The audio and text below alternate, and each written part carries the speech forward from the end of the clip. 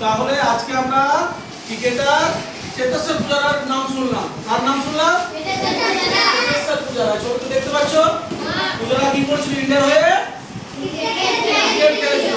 কালকেও কি করলো? রিটায়ারমেন্ট। রিটায়ারমেন্টের বাংলা হচ্ছে অবসর। মানে ও ঘোষণা করলো ইন্ডিয়া ক্রিকেট হয়ে খেলবে না। এইটা হচ্ছে চেতেশ্বর পূজারার ছবি। আর এটা হচ্ছে সাংবাদিক একজন, এর নাম হচ্ছে মরিয়া মজুমদার। উনি একটা কলকাতায় অনুষ্ঠান করেছেন 6 মাস আগে, মার্চ মাসে। সেই অনুষ্ঠানের নাম ছিল ট্রেল ওয়েদার 3.0। ওইখানে চেতেশ্বর পূজারার সঙ্গে উনি সাক্ষাৎকার নিয়েছেন। তো চেতেশ্বর পূজারা আমরা সাক্ষাৎকারটা পরে একদিন কম্পিউটারে তোমাদের দেখাবো, আমি বাংলায় বলে দেবো। তো মরিয়া মজুমদারের সাথে চেতেশ্বর পূজারার সাক্ষাৎকার। সেই পূজারা ভারতের হয়ে অনেক টেস্ট খেলেছে, প্রায় 103 টেস্ট খেলেছে, প্রায় 8000-এর কাছাকাছি রান করেছেন। তিনি কালকে অবসর নিলেন। বুঝতে পারলে?